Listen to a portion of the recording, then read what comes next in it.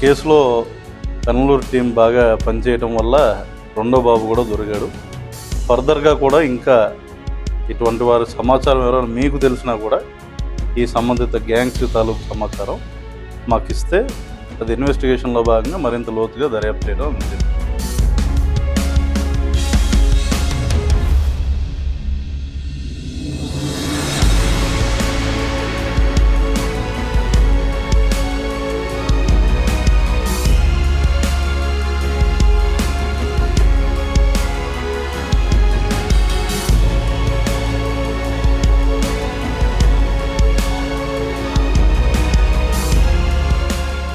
పటమట ఏరియాలో ఒక లేడీని 10 నెలల బాబుని ఆటోలో ఎక్కించుకుని ఆ లేడీని మన కృష్ణా జిల్లా పెనమలూరు బార్డర్లో పెనమలూరు లిమిట్స్లో దింపేసి ఆ బాబును అక్కడ నుండి కిడ్నాప్ చేసి మచిలీపట్నంలో కపుల్కి అమ్మడం, అదేవిధంగా బాబుని 24 గంటల్లో మేము రక్షించడం అండ్ రక్షించి రెస్క్యూ చేసి వాళ్ళందరినీ కూడా ఇనీషియల్గా ఆటో డ్రైవర్ని ఎవరైతే ఇక్కడ కొన్నారో వాళ్ళని అరెస్ట్ చేయడం జరిగింది.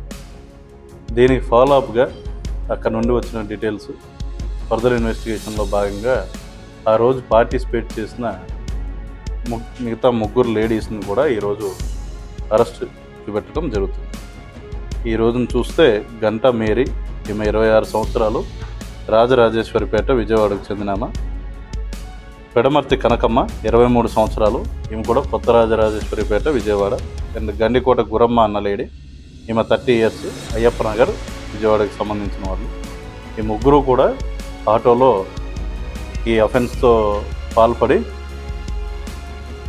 ఈ నేరానికి పాల్పడటం జరిగింది.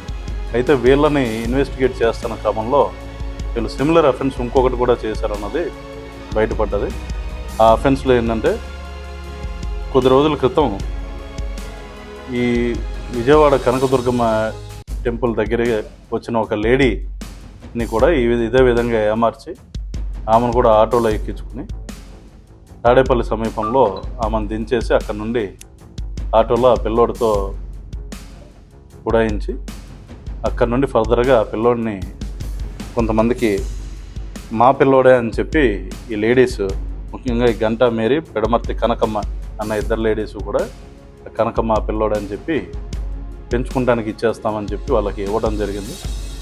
అండ్ ఈ కప్పులు ఎవరైతే కర్ణాటక వాళ్ళకి ఇచ్చారో వాళ్ళకి ఈ విషయం తెలియడంతోనే వాళ్ళు మళ్ళీ బాబుని తీసుకొచ్చి వాలంటరీగా వెనక్కి అప్పగించారు.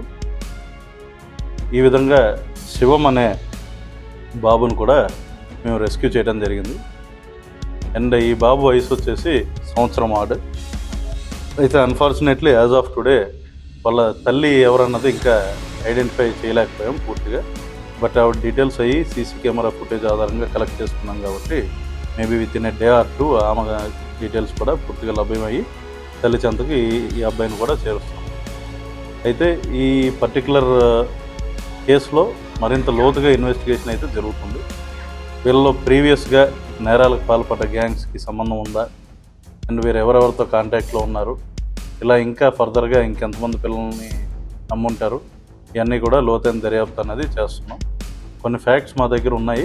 అయితే ఇన్వెస్టిగేషన్ ఈ స్టేజ్లో అది రివీల్ చేయడం కుదరకపోవచ్చు కాబట్టి సబ్సిక్వెంట్గా కాంక్రీట్గా దాని మీద రిజల్ట్ వచ్చినప్పుడు వీల్ టెల్ దోస్ డీటెయిల్స్.